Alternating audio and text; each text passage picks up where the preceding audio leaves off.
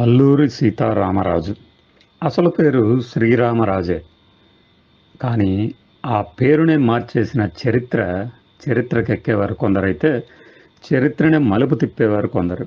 మరి అలాంటి వారిలో మన తెలుగు జాతి సమస్తం గర్వించే సమున్నత శిఖరం ఈ అల్లూరి శ్రీరామరాజు. అలాంటి వారి పాత్రని అత్యున్నత స్థాయి ప్రమాణాలతో పోషించడమే కాకుండా తెరకెక్కించిన మహానుభావుడు మన ఘట్టమనేని నటశేఖరుడు. సందేహమే లేదు, ఆయన కారణ జన్ముడైతే ఈయన రణజన్ముడు. గతంలో పాత్రలు పౌరాణికాలు, కల్పితాలు, ఊహాజనితాలు. కానీ మన తరాల ముందు ఈ సినిమా తీయడానికి ముందు ఆయన్ని చూసిన వాళ్ళు ఉన్నారు. పైగా మనకి 1923 తర్వాత ఆయన చనిపోతే అల్లూరి గారు 74లో ఈ సినిమా వచ్చిందంటే చాలా తక్కువ సమయం అది. పైగా స్వాతంత్రం వచ్చి అప్పటికి 30 ఏళ్ళు కూడా కాలేదు. కాబట్టి ఆ కాలానికి ఇది సరిపోయిన కథ. ఎక్కువ మంది ఊహించిన తెలిసిన కథ. మరి అలాంటి కథని ఎలా పడితే అలా తీస్తే కుదరదు కదా. ఊరికే ఇప్పట్లాగా సినిమాటిక్ ఫ్రీడమ్ పేరుతో అసలు ఔచిత్యమే దెబ్బతినేలాగా అస్సలు చిత్రీకరించకూడదు. కనీసం అప్పటి వాళ్ళకి ఆ నిబద్ధత ఉంది. అలాంటి నిబద్ధత, కఠోర శ్రమ, ఓ తపస్సులాగా సినిమాని పూర్తి చేసిన గ్రేట్ సూపర్ స్టార్ కృష్ణ గారు. నేను ఈ సినిమా గురించి చెప్పాలి అంటే ఏం చెప్పాలి, ఎలా చెప్పాలి? ఎప్పుడు చెప్పినా ఏదో ఒక కొత్త ఉద్వేగం వస్తూనే ఉంటుంది కృష్ణ గారి అభిమానులకి ఈ సినిమా విషయంలో. ఇది ఎవరికి తెలియనిది కాదు. సినిమా కాదు, ఇంకొకటి కాదు. ఈ సినిమా నేను పుట్టక ముందే తీశారు, తర్వాత చూశారు, ఇప్పుడు చూస్తున్నారు, ఆ తర్వాత చూస్తారు. ఒక బయోగ్రఫీని సినిమాగా తీయాలంటే ఎంతో రీసెర్చ్ చేయాలి. ఈ పాత్రపై మమత, మక్కువ, ప్రేమ, అభిమానం ఉంటే మాత్రమే సరిపోదు. అది తీయడానికి సరైన గట్స్ కావాలి. ఆ గట్స్ మన సూపర్ స్టార్ సొంతం. మన దగ్గర ఏది చేస్తే గీస్తే ఉండదు, చేసేయడమే అనేంత దూకుడు, దమ్ము ఉన్న హీరో కాబట్టే ఆయనకి మనలాంటి వారు ఇంతమంది అభిమానులు ఉన్నారు ఇప్పటికీ. పలానా వయసు వస్తేనే చేస్తాను ఈ క్యారెక్టర్, అప్పటికి నేను చేయాల్సిన క్యారెక్టర్లన్నీ చేసేస్తాను, ఆ తర్వాత చేస్తాను అని వాయిదా చేసే మనస్తత్వం కానే కాదు. ఏది లేకపోయినా చేస్తాను కాదు, సరదాగా సరిగా చేద్దామనుకోవటమూ కాదు. చేస్తే ఇలానే చేయాలి. నేను చేయలేను అనుకున్న వాళ్ళకి మాడు పగలగొట్టే సమాధానం ఇవ్వాలి అని అనుకునే ఉండాలి అప్పట్లో కృష్ణ గారు. మరి ఎందుకు ఈ మాట చెప్తున్నా అంటే, సరిగ్గా ఈ 100వ సినిమాకి ముందే మనం ఉత్తమ ఇల్లాలు అనే ఒక సాధారణ కథా చిత్రం గురించి మాట్లాడుకున్నాం. అందులోని నటుడిని చూడండి మీరు, ఇందులోని నటుడిని చూడండి. ఒక ఉద్వేగం, ఒక ఎమోషన్, ఒక పవర్ కనిపిస్తుంది అల్లూరి సీతారామరాజు క్యారెక్టర్లో. ఆయన ఉన్న సీన్లన్నీ కూడా వెలిగిపోతుంటాయి దేదీప్యమానంగా. అలాగనే మిగిలిన పాత్రలను తక్కువేం కాదు ఈ సినిమాలో. వరుసలో చెప్పడం నాకు కుదరదు, కానీ ఇందులో నటించిన ప్రతి ఒక్కళ్ళు కూడా తామే మెయిన్ క్యారెక్టర్ అనుకుని కూడా ఉండొచ్చు. నేను ఎక్కడో చదివాను చిన్నతనంలో, ఈ సినిమాలో హీరోయిన్ తానే అని మంజుల చెప్పుకుందట. ఆ సమయంలో అక్కడున్న జయంతి గారు బాధపడ్డారట. ఎందుకు అంటే, నేను కదా ఈ హీరోయిన్ని అని. మరి విజయ నిర్మల గారి పరిస్థితి ఏమిటి అంటే, ఎవరికి వాళ్ళ క్యారెక్టర్కి అంత ప్రాధాన్యత ఉంది అనుకున్నారు. వాస్తవానికి ఈ కథ పూర్తయిన తర్వాత నడిపించింది వాళ్ళందరినీ, అసలు కథ వేరే ఉంది అని అర్థమైపోయి ఉంటుంది. కథ గురించి చెప్పడం అంటే చరివిత చరణమే. అల్లూరి సీతారామరాజు గురించి తెలియంది ఎవరికి మనకి? స్వతంత్ర పోరాటానికి సమాయత్తమయ్యే ముందు భవబంధాలు, మిగిలిన సంసార జంజాటం ఉండకూడదు అనేలాగా మనకి ఇందులో సీత పాత్ర మాడుస్తుంది. అసలు ఈ సీత పాత్రే లేదంటారు. మరి శ్రీరామరాజు సీతారామరాజు ఎలా అయ్యాడంటే ఈ చిన్న పాత్ర ద్వారా. ఈ చిన్న గారు కూడా చరిత్రలో నిలిచిపోతారు. ఎందుకంటే అసలు శ్రీరామరాజు సీతారామరాజుగా ఎలా అయ్యారు అంటే ఈ సీత గురించి మాట్లాడుకోవాలి కాబట్టి. ఆ సీతగా నటించింది ఆమె కాబట్టి. దీనికి సంగీతం ఆదినారాయణరావు గారు, అద్భుతమైన మ్యూజిక్ అనమాట. ఇలాంటి మ్యూజిక్ కాదు. ఎందుకు చెప్తున్నాను అంటే, మీరు ఇందులోని ట్యూన్నే ఈనాడులో రామరాజు వస్తున్నప్పుడల్లా జేవి రాఘోల్ గారు వాడారు. తెలుగు వీరల ఎవరాలో కూడా కాస్త కూస్తో వాడారు. అంటే అంత గొప్ప విజనరీ మ్యూజిక్ అనమాట. ఒక గొప్ప విప్లవ నాయకుడు వస్తున్నప్పుడు నేపథ్య సంగీతం ఎలా ఉండాలి, ఈ సినిమా అంతా ఒక రకమైన ఫైర్ని ప్రస్ఫుటించేలాగా, విప్లవ జ్యోతిని రగిల్చేలాగా ఉండాలంటే ఎలాంటి సంగీతం ఉండాలి? ఆదినారాయణరావు గారు కృష్ణ గారి అభిమానులకి అప్పట్లో బాగా ప్రీతిపాత్రమైన సంగీత దర్శకుడిగా కాస్త కూస్తో పేరు తెచ్చుకొని ఉండాలి. ఆయనకున్న పేరు కాదు, కృష్ణ గారి అభిమానులు ఆయన పేరు తెచ్చుకోవడానికి కారణం ఈ సినిమా. వీర రామచంద్రరావు గారి గురించి ప్రత్యేకంగా చెప్పక్కర్లేదు. కృష్ణ గారికి ఎంతో ఆప్తులు. ఆయనతోనే అసాధ్యుడి సినిమాలో ఈ అల్లూరి గెటప్ వేయించిన నిజమైన అసాధ్యుడు ఆ దర్శకుడు. ఆయన దర్శకత్వం వహించాలి ఈ సినిమా కనగానే దూసుకుపోయారు. చింతపల్లి అడవుల్లో సెట్, రోజు భోజనాలు, షూటింగ్. ఇది కేవలం పద్మాలయ సంస్థకు మాత్రమే సాధ్యం. ఎందుకు చెప్తున్నా అంటే ఆ తర్వాత ఎవరైనా ఇలా చేశారా? చేయలేదు. కాబట్టి ఒక గ్రామాన్నే చింతపల్లిలో సెట్ రూపంలో నిర్మించారంటే అది ఎలా కుదురుంటుంది అప్పట్లో? పైగా రాకపోకలు సాగించడానికి సరైన రహదారులు, రవాణా సాధనాలు లేని రోజులు. దాదాపు 36 కాటేజీలు నిర్మించారు షూటింగ్లో పాల్గొనే నటీనటుల కోసం. ప్రతిరోజు వీళ్ళందరినీ అక్కడికి తీసుకెళ్లడం కన్నా అక్కడే ఉంచడం బెటర్ అని చెప్పేసి. అలానే ఈ కృష్ణదేవిపేట అటువైపు ఉన్న స్థానికులు మా ప్రాంతానికి సంబంధించిన కథ, మా నాయకుడికి సంబంధించిన కథ మమ్మల్ని అనుమతి తీసుకోకుండా ఎలా తీస్తారు అని అడిగినప్పుడు కృష్ణ గారు ఎప్పటికప్పుడు వాళ్ళని సముదాయిస్తూ తీసిన తీరు కూడా అద్భుతం అని చెప్పుకోవాలి. ఈ 100వ సినిమా 100 రోజులు ఆడటం అనేది కొంతమంది నటులకే సాధ్యపడిన ఫీట్. ఇది సినిమా ఘనత గురించి చెప్పుకోవాలంటే ఎన్ని రోజులు అనేది. అట్లానే ఈ సినిమా స్వర్ణోత్సవం తర్వాత సత్యనారాయణ గారు, శోభన్ బాబు గారు గెస్టులుగా, సభాధ్యక్షులుగా నిర్వహించి ఆ ఫంక్షన్ని నిండుదనం తెచ్చారని చెప్తారు. ఈ డేట్కి అంటే మే 1, 1974న ఈ విప్లవ జ్యోతి రగిలితే మే 1, 1975కి సౌభాగ్యవతి అనే ఒక సాఫ్ట్ సినిమా రిలీజ్ అయింది. అంతటి హై వోల్టేజ్ సినిమా తర్వాత ఏడాదికి ఈ మధ్యలో వచ్చిన సినిమాలన్నీ ఆయన చేసిన క్యారెక్టర్లన్నీ ఆ పవర్ని తట్టుకోలేకపోయాయి. అంటే ఒక హై వోల్టేజ్ స్లోగా సాధారణ వోల్టేజ్కి రావాలంటే ఒక్కసారిగా రాదు. కాబట్టి ఆ వచ్చిన సినిమాలన్నీ ఒకటి ఫ్లాప్, ఒకటి హిట్, ఒకటి యావరేజ్ అన్నట్లుగా ఆడుతూ వచ్చాయి అనుకోవాలి. అంత మాత్రాన ఆ సినిమాలన్నీ పోయినాయి అని మనం చెప్పుకోవాల్సిన అవసరం లేదు. ఆ అల్లూరి సీతారామరాజు ఇచ్చిన ఎలక్ట్రిక్ ఫ్లో మామూలు ఇళ్ళకి సరిపోయేంత ఫ్లోగా రావాలి అంటే ఆ 12 సినిమాలు ఉపయోగపడాలని చెప్పాలి మనం. సాధారణంగా ఎవరైనా సరే ఇంతటి సక్సెస్ సినిమా వచ్చింది అంటే దూకుడు తగ్గిస్తారు. సినిమాల రిలీజ్ని మెల్లిమెల్లిగా చేద్దాం అనుకుంటారు. కానీ కృష్ణ గారు అలా చేయలే. వరుసగా వచ్చాయి సినిమాలు. ఆయన ఆ సినిమా తాలూకు మూడు నుంచి బయటకు వచ్చేసి తాను మళ్ళీ ఒక మామూలు హీరోగా సినిమాలు చేసుకుంటూ పోయారు. అందుకే మనుషులు, మట్టి బొమ్మలు, గౌరీ, రాధమ్మ పెళ్లి, ఆడంబరాల అనుబంధాలు, దీర్ఘసుమంగళి, ధనవంతులు, గుణవంతులు, ఇంటింటి కథ, సత్యానికి సంఖ్యలు. ఈ సినిమా గురించి చెప్పాలి. అల్లూరి ఎక్కడ, సత్యానికి సంఖ్యలు ఎక్కడ, అలాంటి సినిమాలు తీశారు.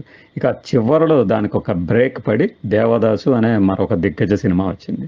అల్లూరి మేనియా నుంచి పూర్తిగా రావడానికి ఇది ఫ్లాప్ అయినా సరే ఇది బాగా ఉపయోగపడింది. ఆ తర్వాత ఇక అభిమానవతి, కొత్త వ్యాపారం, సౌభాగ్యవతి, చీకటి వెలుగులు, రక్త సంబంధాలతో ఇక ఫ్రెష్ లుక్ వచ్చేసింది కృష్ణ గారికి అక్కడ అల్లూరి సీతారామరాజు నుంచి.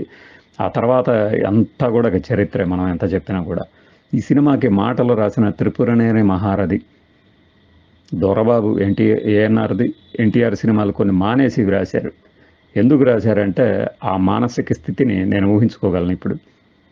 ఈ సినిమా ప్రాధాన్యత తెలుసు కాబట్టి. చరిత్రలో నిలబడిపోయే ఒక సినిమాకి మాటలు రాయటం వేరు, ఒక రెగ్యులర్ రొటీన్ వెధవ సినిమాలకి రాయటం వేరు.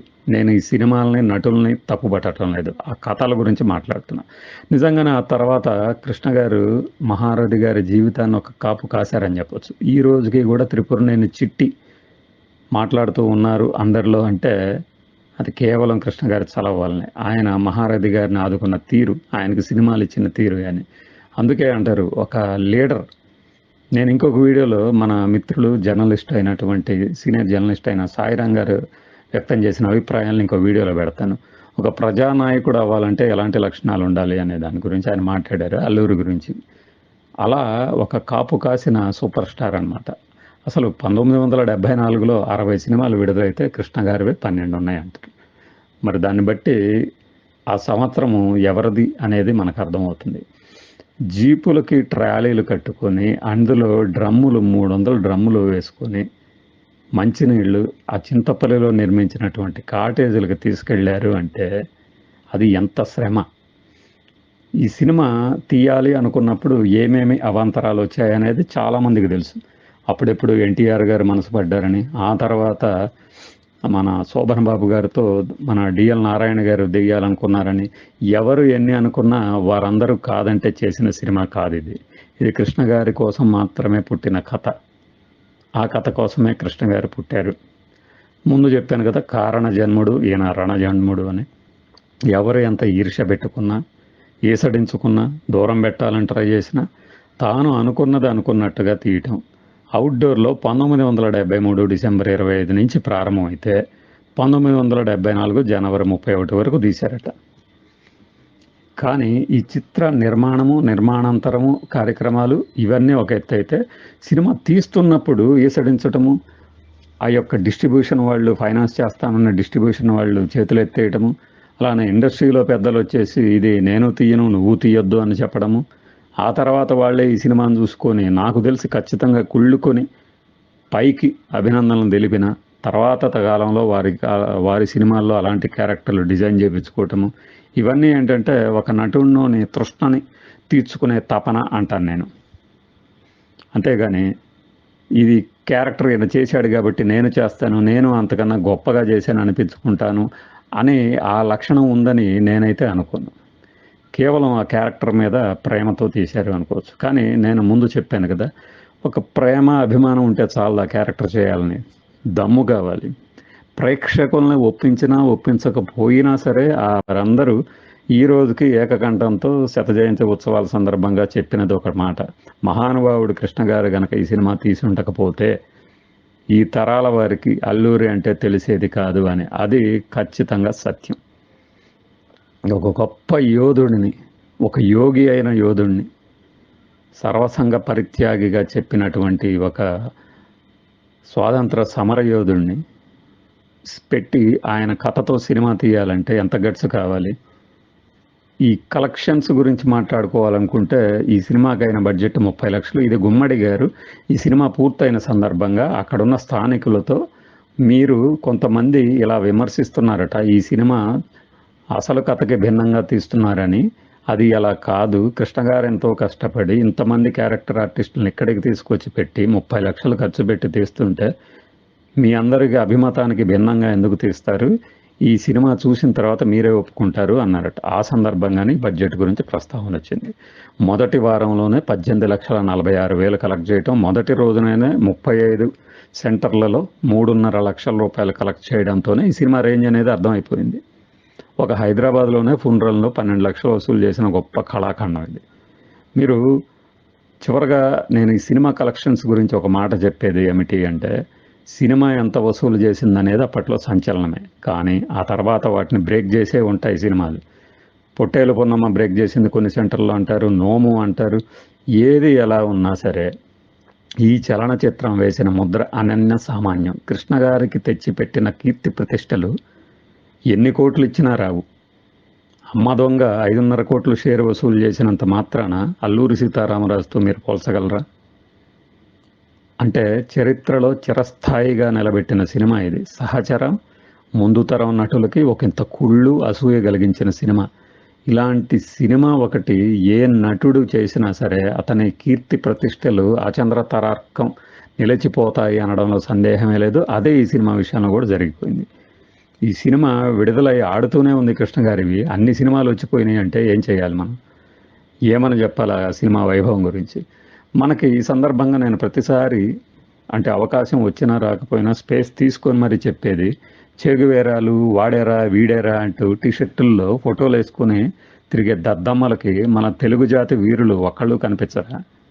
ఎందుకు అనరు అంటే, నేను అనుకునేది ఈ తెలుగు జాతి వీరుడు, మన్యం వీరుడు, విప్లవ జ్యోతి గురించి మనం టీషర్ట్స్ మీద వేసుకోవాలంటే గుర్తొచ్చేది సూపర్ స్టార్ మాత్రమే. కాబట్టి నిజంగా ఒక యోధుడు, ఆయన ఎలా జీవించాడు, ఎంత తక్కువ వయసులోనే ఎంత ప్రభావవంతమైన జీవితం గడిపాడు అనడానికి అల్లూరి జీవితం ఒక ఉదాహరణ.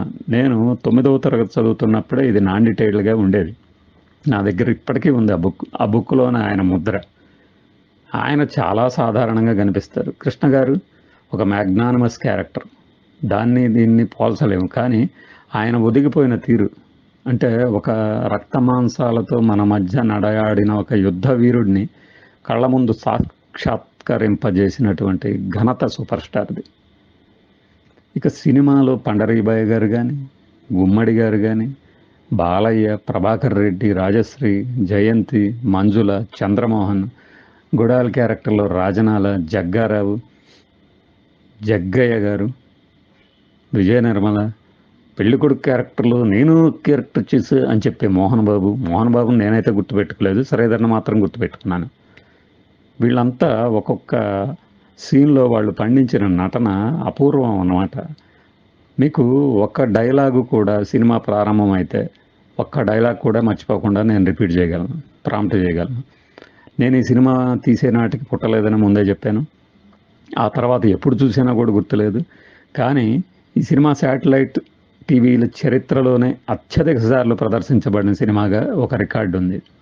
ఈ రికార్డుని బీట్ చేయటం ఎవ్వరి వల్ల కాదు. ఆ సినిమా గొప్పదనం అలాంటిది, దాని నేపథ్యం అలాంటిది.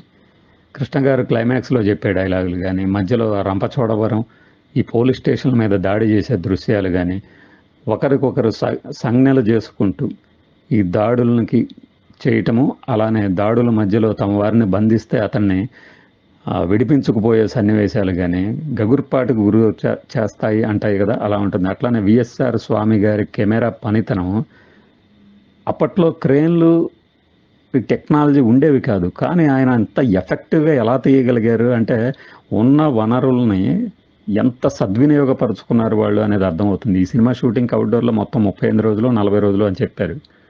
అంత తక్కువ సమయంలో ఇంత భారీతనం ఉట్టిపడేలాగా సినిమా తీయడం అంటే ఇంకెవ్వరికి అసాధ్యమనే చెప్పాలి. ఇది పద్మాలయ సోదరుల ఘనత, మాటలు రాసిన వారిది, సంగీతం అందించిన వారిది, నటించిన వారిది, ఇంకా అపూర్వంగా ఆదరించినటువంటి ప్రేక్షకులది. ఒక విప్లవం ఆగదు, వీరుడు మరణించడు అని చివరిలో వచ్చే ఆ సన్నివేశాలు అయితే సూపర్ అనిపిస్తాయి అన్నమాట. ఆనాటికి ఈనాటికి ఏనాటికి ఈ సినిమా వచ్చి 50 ఏళ్ళు అయిందంటే నాకు ఇంకా నమ్మబుద్ధి కావట్లేదు. నిన్న మొన్నే నేను చూసినట్టు అనిపిస్తూ ఉంది. ఇది ఈ సుదీర్ఘమైన అల్లూరి సీతారామరాజుకి 50 సంవత్సరాలు దాటిన సందర్భంగా చేస్తున్న వీడియో. ఫ్యాన్స్ అందరికీ నచ్చిందని ఆశిస్తున్నాను. Thanks for watching this video. By.